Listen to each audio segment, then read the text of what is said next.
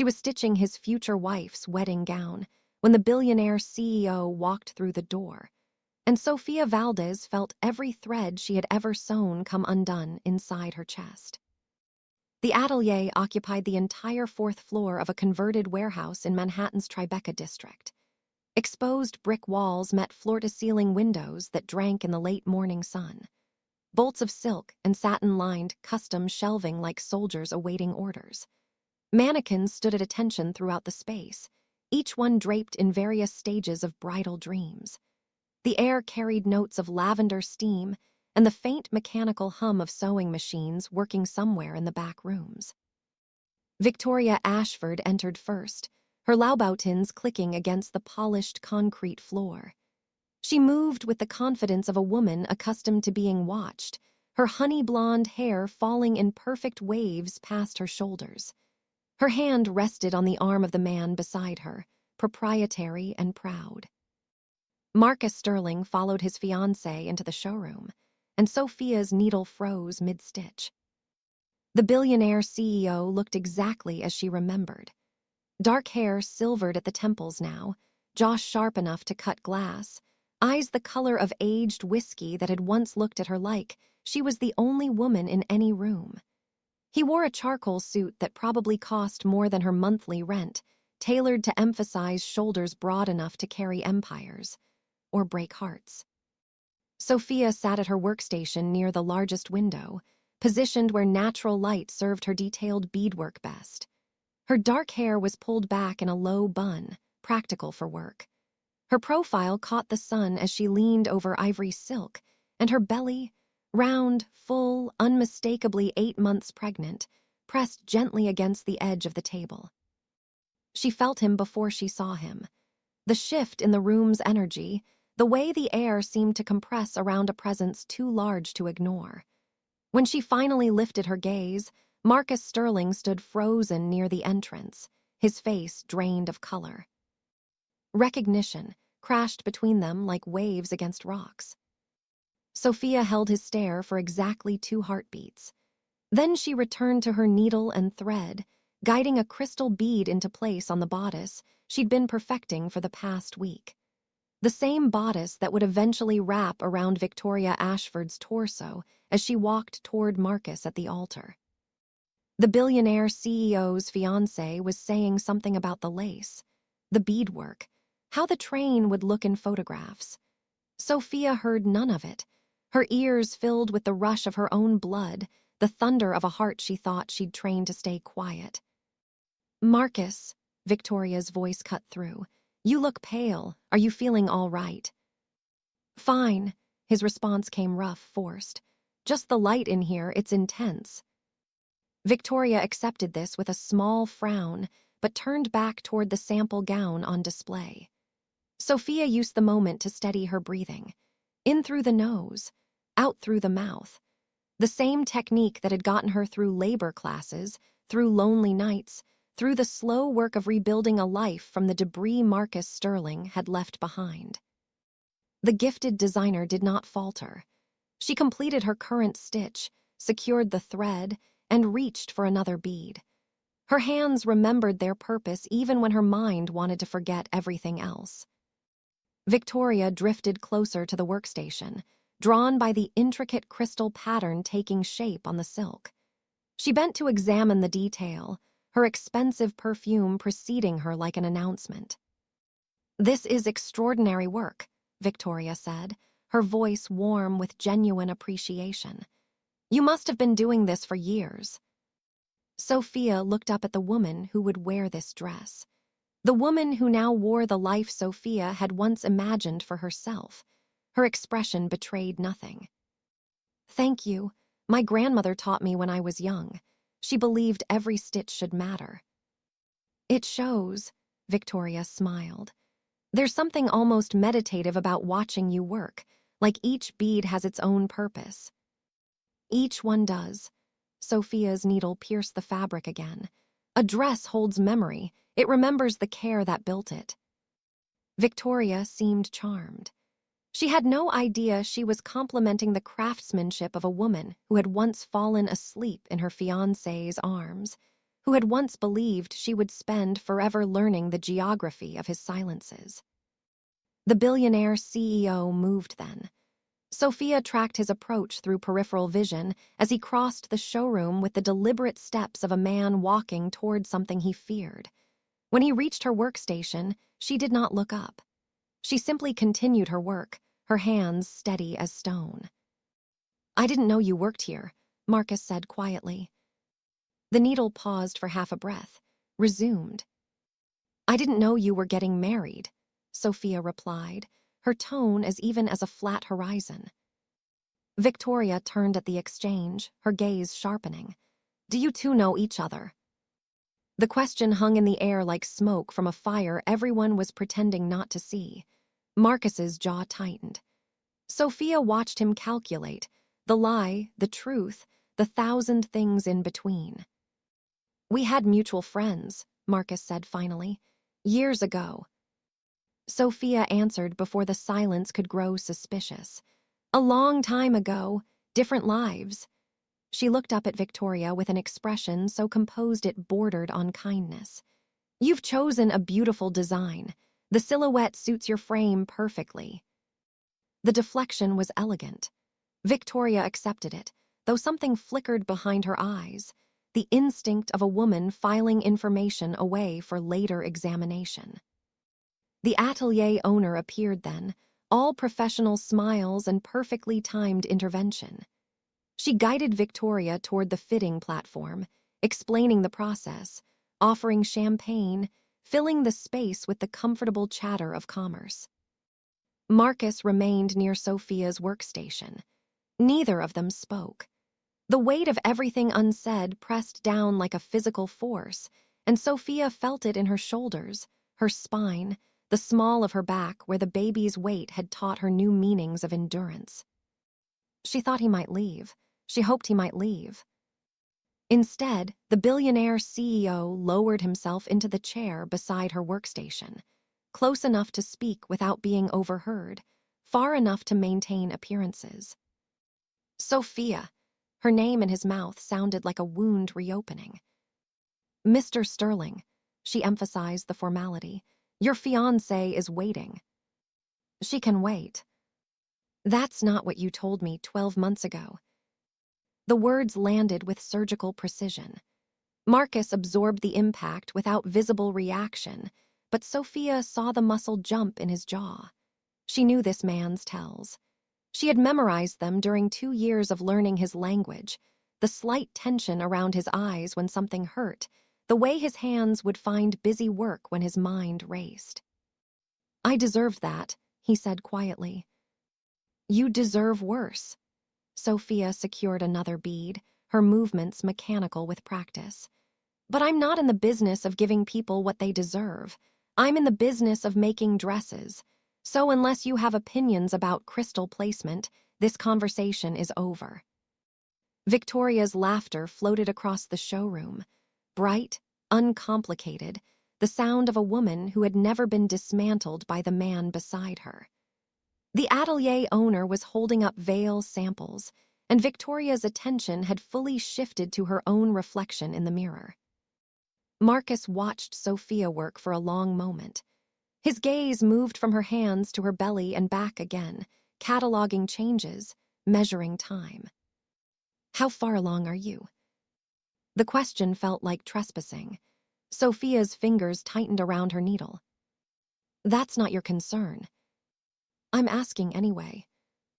"And I'm declining to answer." She finally met his eyes. "You lost the right to know things about my life when you threw me out of yours. Remember."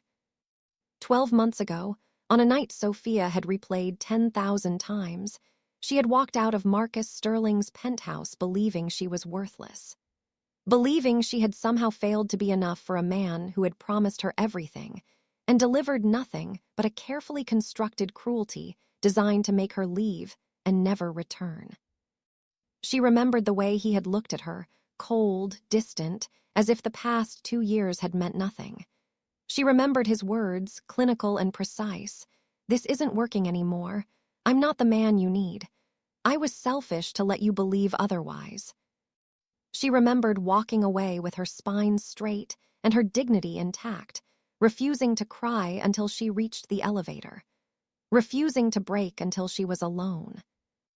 That version of Sophia had shattered into pieces on a cold apartment floor that night.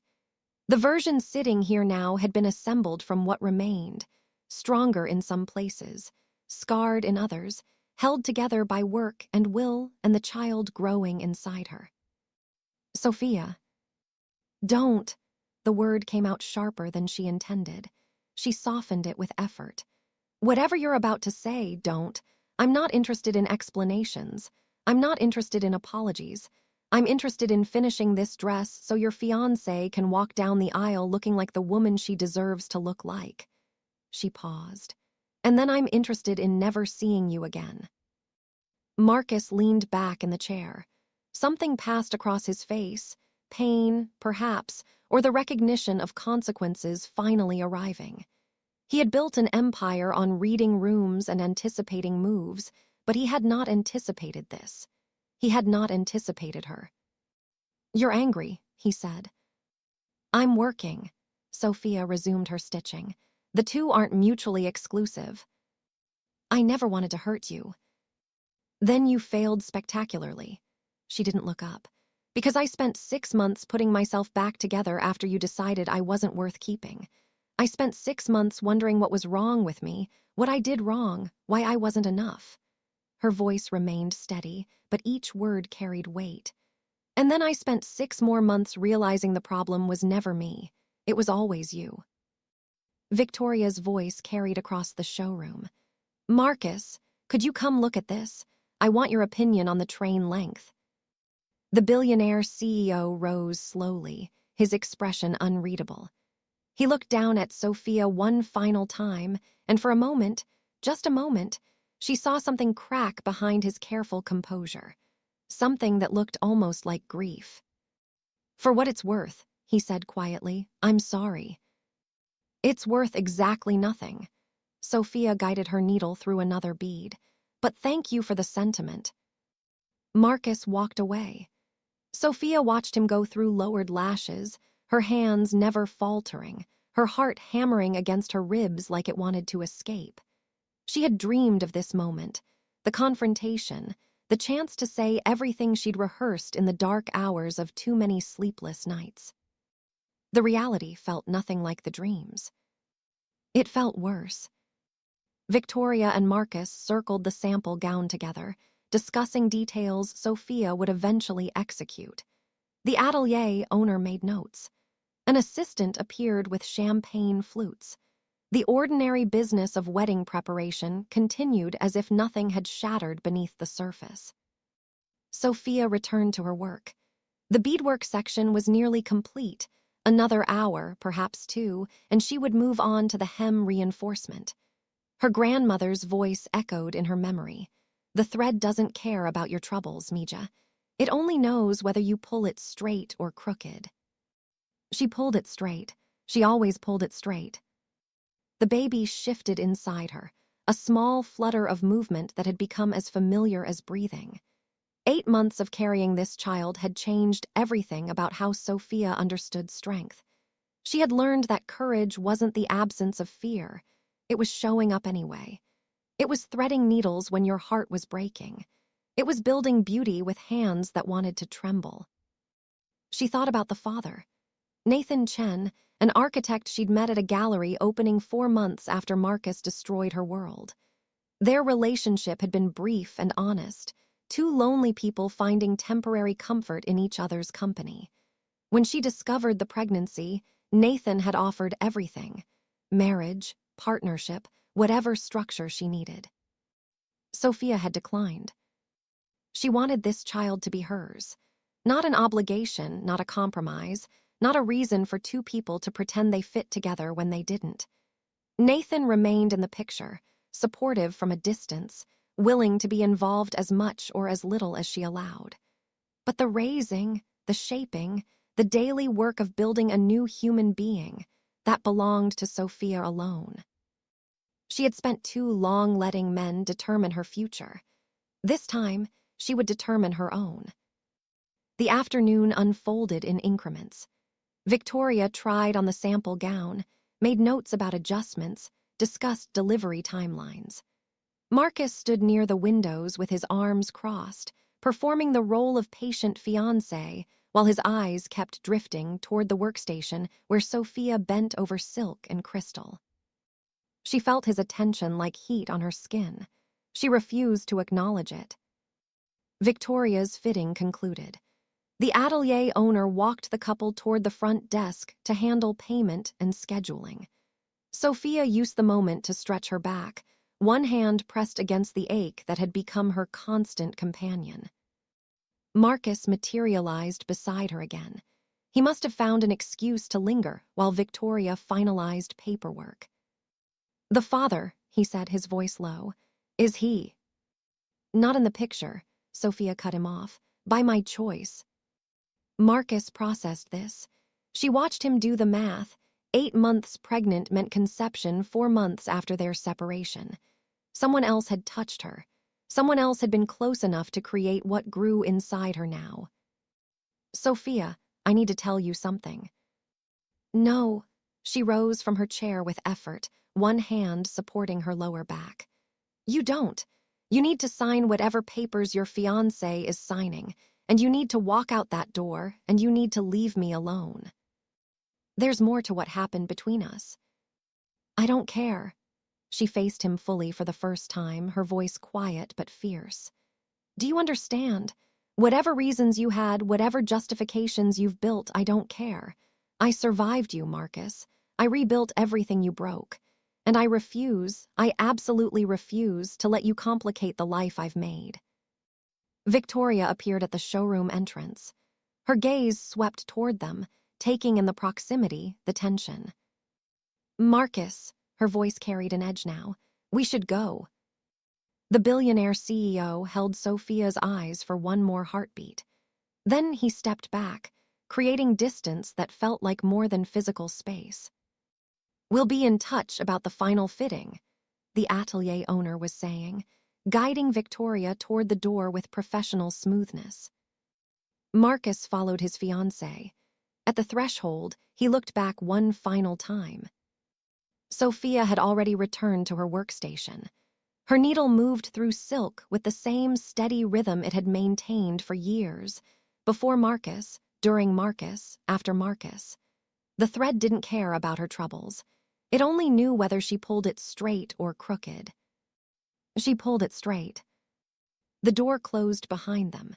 The showroom fell silent.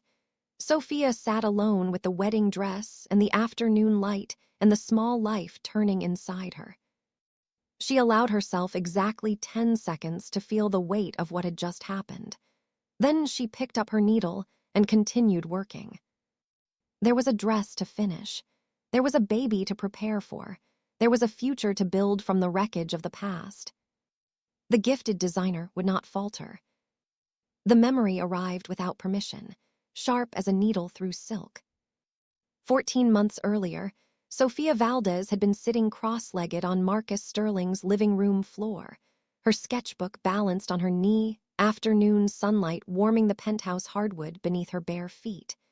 She had kicked off her shoes hours ago. Her sundress pooled around her, and every few minutes she hummed fragments of whatever song had lodged itself in her mind that morning. The billionaire CEO sat at his dining table a few feet away, surrounded by documents she never asked about and problems she could never name. His sleeves were rolled to his elbows, reading glasses perched on his nose, the ones he swore he didn't need. He had been staring at the same page for 15 minutes, but Sophia pretended not to notice. This was their rhythm. She created while he calculated. She filled silence with soft sounds while he filled it with presence. Neither demanded the other be different. "You're humming off-key again," Marcus said without looking up. Sophia smiled. "You love it." "I tolerate it." "Same thing, coming from you." He glanced at her over his glasses, and the corner of his mouth lifted. That small expression, barely a smile, almost reluctant, meant more than grand gestures from anyone else. Sophia had learned to read him in fractions. the slight softening around his eyes when something amused him, the tension in his jaw when trouble brewed. The way his hand would find the small of her back in crowded rooms, anchoring himself to her like she was the only calm in his chaos. She returned to her sketch. A wedding gown, A-line silhouette, delicate cap sleeves. She had been designing dresses since she was a teenager, filling notebooks with futures she couldn't yet afford. Now she worked at a small bridal shop downtown, turning other people's visions into fabric and thread. But these sketches, the ones she drew on lazy afternoons in Marcus's apartment, belonged only to her. "What's this one for?" Marcus had abandoned his documents and moved closer, lowering himself onto the couch behind her. "No one yet." Sophia tilted the sketchbook so he could see. "I design them first. The bride finds me later." "And if she never does?" "Then the dress stays in my head, waiting." She shrugged. "Some things are worth making even if no one else ever sees them." The billionaire CEO studied the drawing with the same intensity he gave everything. Sophia had watched him analyze contracts, assess business rivals, make decisions that carried weight she could only imagine. He brought that same focus to her art now, and the attention made warmth spread through her chest. "The neckline," he said finally. "It looks like the one you wore to the Morrison Gala." Sophia blinked. "You remember that?" "I remember everything you wear." She turned to look at him, and for a moment the afternoon suspended itself. Light caught the silver threading through his dark hair. The lines around his eyes spoke of years she hadn't witnessed but wanted to understand. He wasn't a soft man. His world didn't permit softness. But here, in these stolen hours, he let her see the version of himself that existed before the armor went on each morning. "Come here," he said. She set the sketchbook aside and climbed onto the couch beside him. His arm came around her shoulders, pulling her close. She rested her head against his chest and listened to the steady drum of his heartbeat. "You're worried about something," she said. "I'm always worried about something. More than usual." He pressed a kiss to the top of her head. "Nothing you need to carry." This was the boundary they had established early. Sophia knew Marcus Sterling was powerful in ways that sometimes frightened her. She understood that the documents on his table contained information that could shift markets, that the phone calls he took in other rooms decided outcomes she would never learn about.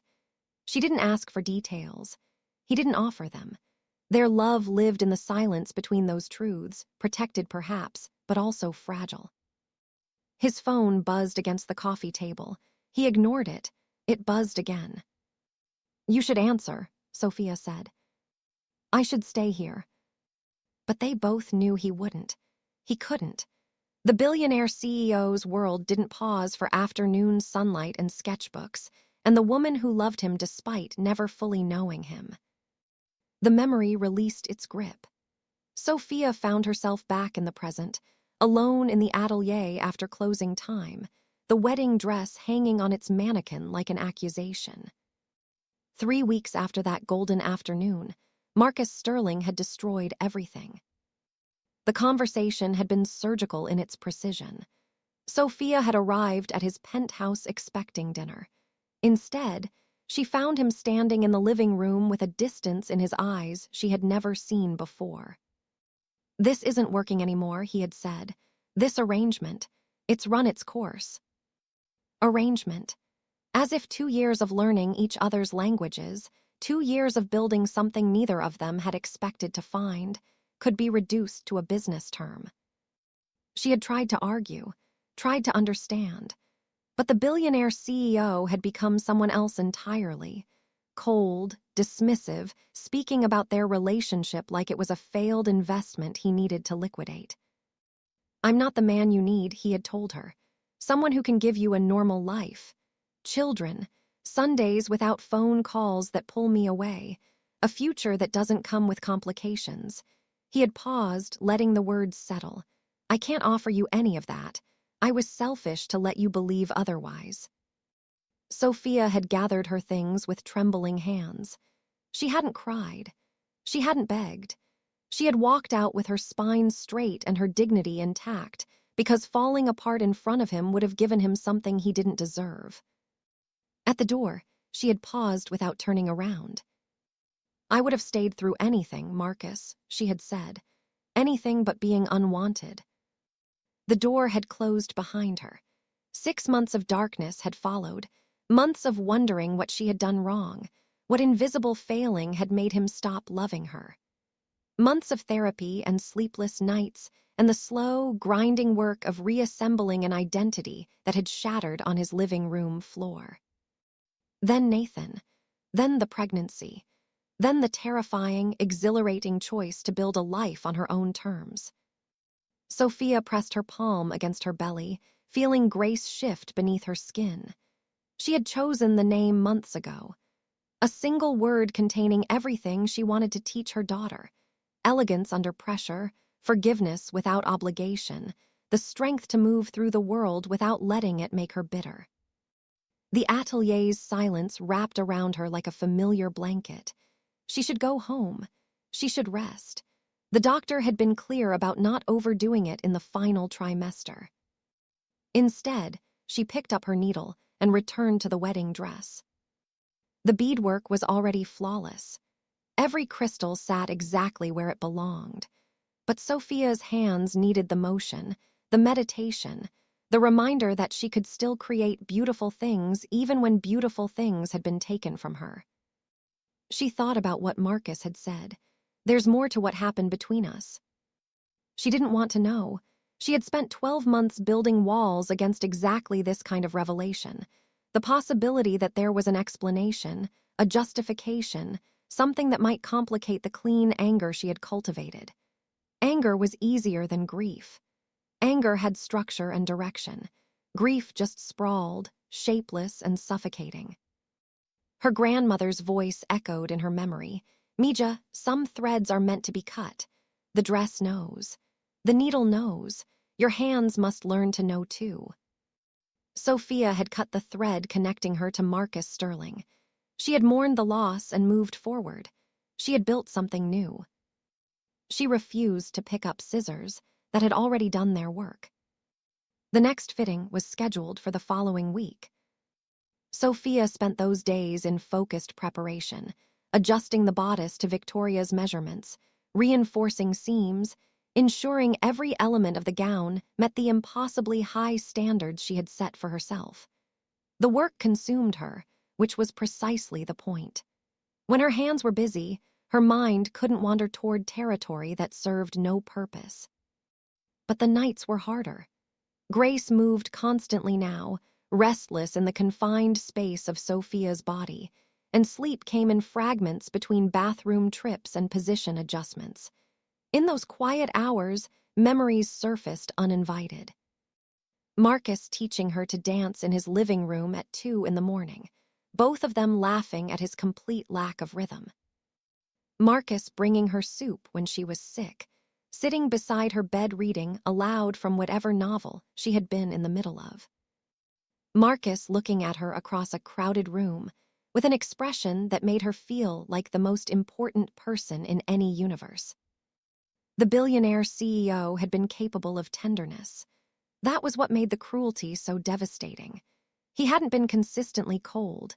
He had been warm enough to trust, warm enough to love, warm enough to build a life around. And then he had withdrawn that warmth so completely it felt like dying of hypothermia in a house that used to be heated. Sophia understood now, in ways she hadn't understood at 28, that love wasn't enough. Love was necessary but insufficient.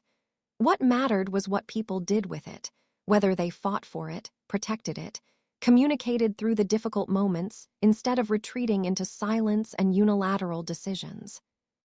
Marcus had made a choice without consulting her. Whatever his reasons, he had decided what she could and couldn't handle. He had removed her agency, her voice, her right to participate in the future they were building together. She would never forgive that. The fitting day arrived with gray skis and the promise of autumn rain. Victoria Ashford entered the atelier alone this time, her expression tighter than before. She wore a cream cashmere wrap over tailored slacks, her honey hair pulled back in a severe ponytail. Something had shifted in her since the previous visit, a guardedness that hadn't been there before. "Good morning," Victoria said. Her smile didn't reach her eyes. "Marcus sends his apologies. He had meetings he couldn't reschedule." Sophia felt relief wash through her, followed immediately by irritation at herself for feeling anything at all. That's perfectly fine. Most grooms find the fitting process tedious anyway. Do they? Victoria's gaze lingered on Sophia's face a moment too long. I suppose they do. The fitting proceeded with professional efficiency.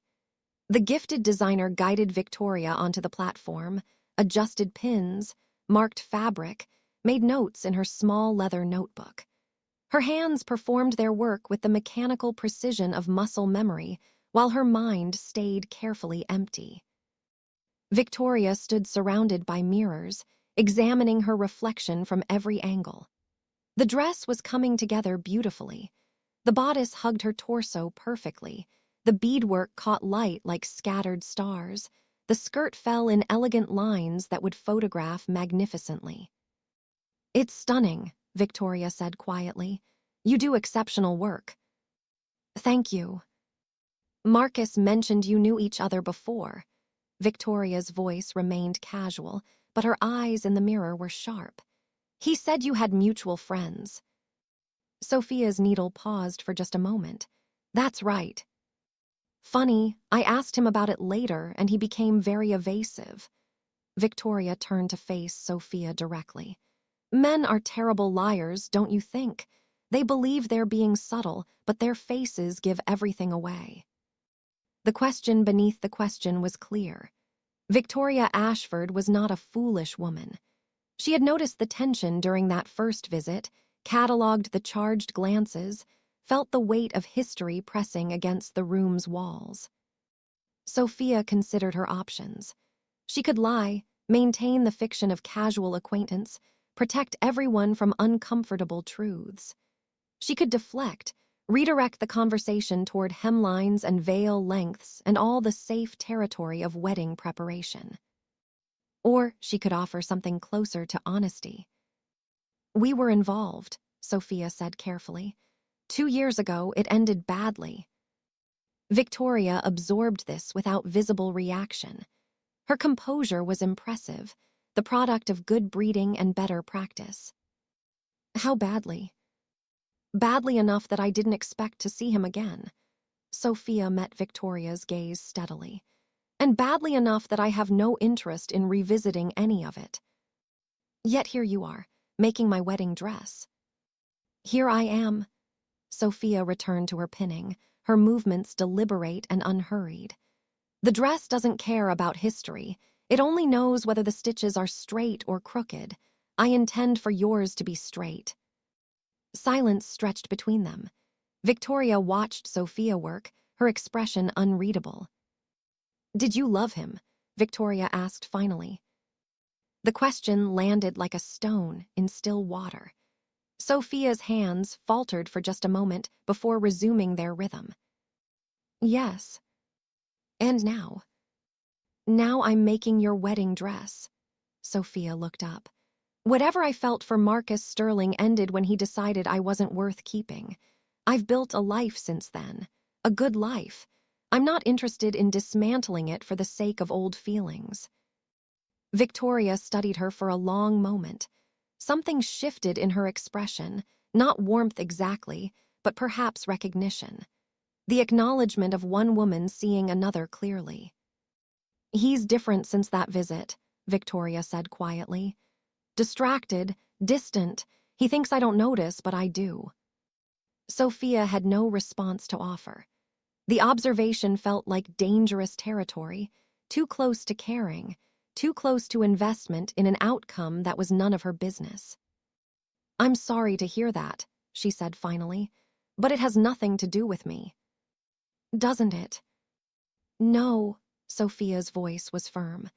"Whatever is happening between you and Marcus is your concern, not mine. I'm a seamstress, Ms. Ashford. I make dresses. That's the beginning and end of my involvement in your wedding." Victoria seemed to accept this, though her eyes suggested she didn't entirely believe it. She returned her attention to the mirror, examining the gown's silhouette with renewed focus. "The hem might need to come up half an inch," she said, her tone shifting back to business. "I'll be wearing higher heels than originally planned." "I'll make the adjustment," Sophia made a note. "Is there anything else?" "No." Victoria stepped down from the platform with careful grace. "I think that's everything for today." The fitting concluded. Paperwork was handled. Victoria departed with the same tight smile she had arrived with, leaving Sophia alone in the showroom with the dress and the silence and the growing weight of everything left unsaid. Sophia sank into her workstation chair and pressed her hands against her belly. Grace was moving again, small flutters that felt like reassurance. The gifted designer had handled the situation with professionalism. She had answered questions honestly without volunteering unnecessary information. She had maintained boundaries and redirected conversations and done everything right. So why did she feel like something was unraveling? The atelier door opened again. Sophia looked up, expecting the owner or one of the other seamstresses returning from lunch. Marcus Sterling stood in the doorway. He was rain-damp, his usually immaculate suit spotted with moisture, his dark hair pushed back from his forehead. He looked like a man who had been walking in weather he should have avoided, making decisions he couldn't explain. "Victoria just left," Sophia said flatly. "You missed her." "I know." The billionaire CEO stepped inside, letting the door close behind him. "I wasn't looking for her." Sophia's heart began to pound. She rose from her chair, one hand pressed against the workstation for support. "You shouldn't be here." "Probably not." He moved closer, his eyes never leaving her face. "But I've spent 12 months doing what I should do, and it's destroyed everything that mattered." "Marcus." "Let me finish." His voice cracked on the words. "Please, just let me finish." Sophia stared at him. This man she had loved. This man who had broken her. This man who still somehow had the power to make her pulse race and her defenses falter. "You have 5 minutes," she said, "and then you leave, forever." The billionaire CEO nodded. He reached into his jacket pocket and withdrew a small velvet box that didn't match anything in this room. "I need to tell you why I left," he said. "And then I need you to understand that every day since has been the worst mistake of my life." Final part 3 of 3 target. 1,503,200 words, flexible. The velvet box sat in Marcus's palm like a confession, waiting to be spoken. Sophia stared at it, her heart hammering against her ribs. She recognized the shape, the size, the worn edges of something that had been handled often, something that had been carried.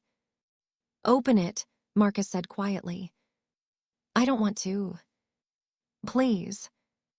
Against every instinct screaming at her to refuse, Sophia reached out and took the box. Her fingers trembled as she lifted the lid. Inside, resting on dark fabric, lay a small pendant, a delicate silver chain holding a single pearl. She had given it to him on their first anniversary. A modest gift she had saved for months to afford, chosen because pearls were formed through adversity, through irritation transformed into beauty. She had assumed he threw it away. She had imagined it in a drawer somewhere, forgotten, irrelevant. "I've worn it every day since you left," the billionaire CEO said. "Under my shirts, against my chest. Every meeting, every negotiation, every night I spent convincing myself I had done the right thing." Sophia's throat tightened. "Why are you showing me this?" "Because you deserve to know the truth." Marcus stepped closer, his voice rough with something that sounded like grief. "I didn't leave because I stopped loving you, Sophia. I left because I loved you too much to watch you die." The words landed like blows.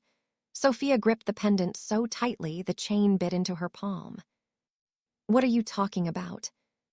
Marcus ran a hand through his rain-damp hair, his composure finally cracking. 3 weeks before I ended things, my security team brought me photographs. Someone had been watching you, following you, documenting your routines, where you worked, where you bought coffee, what time you left your apartment every morning. Cold spread through Sophia's chest. Who? A competitor, someone who wanted leverage against me and decided you were the pressure point. The billionaire CEO's jaw tightened. In my world, that kind of surveillance means one thing. They were planning to use you, hurt you, maybe worse. Sophia sank back into her chair, her legs suddenly unable to support her weight. Grace shifted inside her, responding to her mother's racing pulse.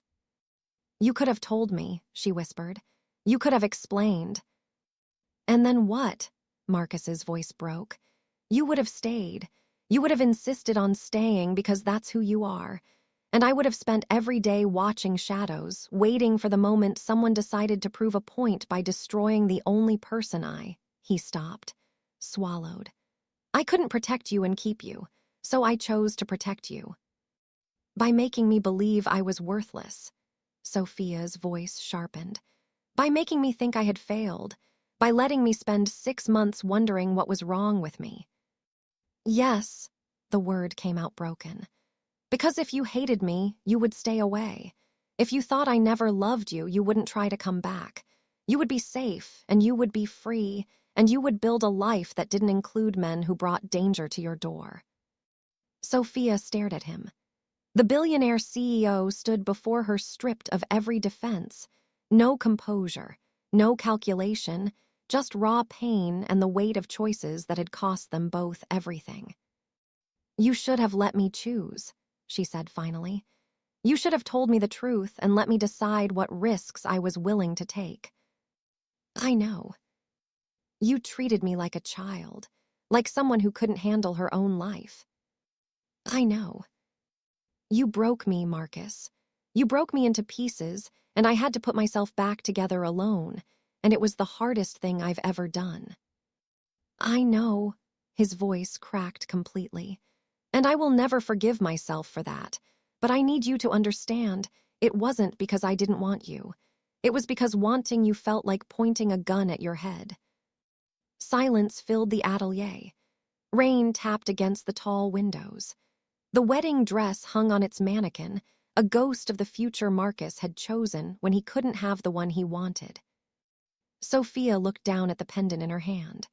The pearl caught the gray afternoon light, glowing softly despite the dimness. The threat, she said quietly. Is it still active? No, Marcus shook his head. It was neutralized 8 months ago.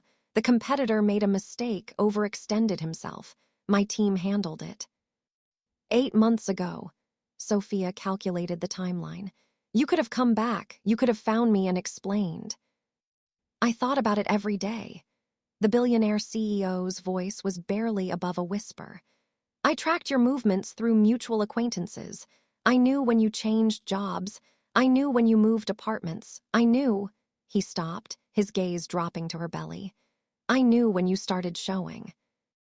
And you still didn't come. I thought you had moved on. I thought you were happy. I thought the kindest thing I could do was let you stay that way. Sophia laughed, a short, bitter sound. You thought wrong.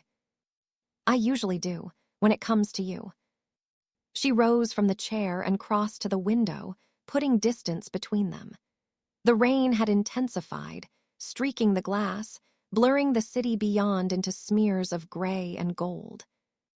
I have a life now, she said without turning around.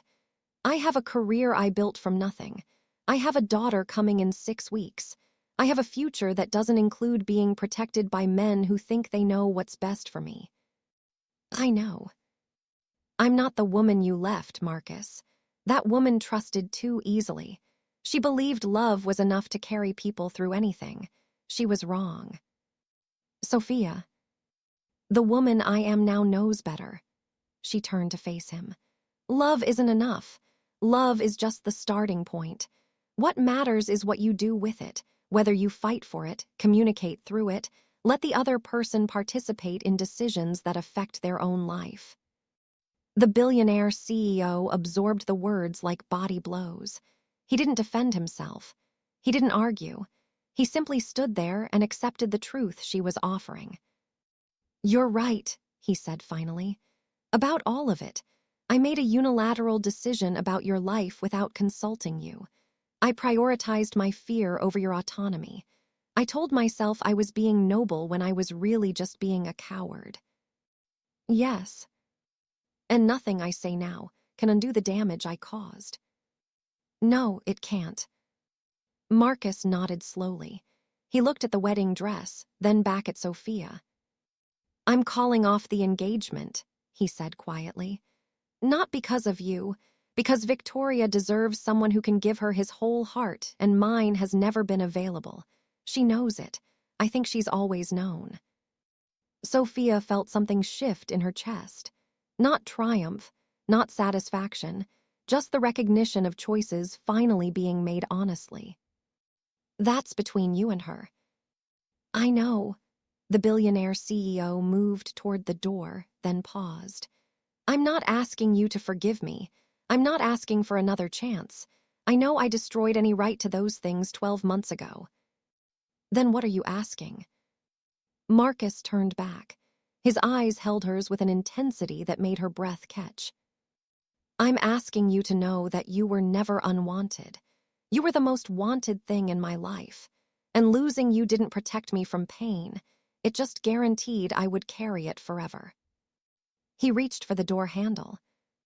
"The pendant," Sophia said suddenly. "Do you want it back?" Marcus shook his head. "It was always yours. I was just holding it for safekeeping." He left. The door closed behind him with a soft click. Sophia stood alone in the atelier, the pearl pendant warm in her palm, the rain washing the windows clean. She didn't know what she felt. Relief, perhaps, or grief for something that had died long ago and was only now being properly buried, or simply the exhaustion of carrying weight she hadn't realized she was still holding. Grace moved inside her, a strong kick this time, insistent. Sophia pressed her hand against her belly and smiled despite everything. "I know, little one," she murmured. "Mama's okay. Mama's going to be okay."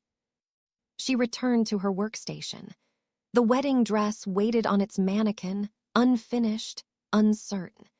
She didn't know what would happen now, whether Victoria would cancel the order, whether another bride would claim it, whether it would hang in storage like a dream that never found its dreamer. But that wasn't her concern. Her concern was the work in front of her, the stitches that needed to be straight, the beauty that needed to be built regardless of what happened around it. The gifted designer picked up her needle and threaded it with steady hands. She thought about her grandmother, about the countless hours spent learning this craft at her kitchen table. "Mija, the thread doesn't know your troubles. It only knows whether you pull it straight or crooked." Sophia pulled it straight. She would always pull it straight. The rain continued outside. The afternoon faded toward evening. And in a Tribeca atelier surrounded by silk and crystal and the quiet hum of sewing machines, a woman who had been broken learned that she had also been rebuilt. Not by the man who shattered her. Not by explanations or apologies or truths that came 12 months too late. By her own hands, her own choices, her own refusal to let the world make her bitter. Grace kicked again. Sophia laughed softly and returned to her work. There was a dress to finish. There was a daughter to meet. There was a life to continue building, one stitch at a time. The thread didn't care about her troubles. But Sophia did. And she had learned, through pain and persistence and the slow accumulation of small, brave choices, that caring for herself was the first and most important stitch of all.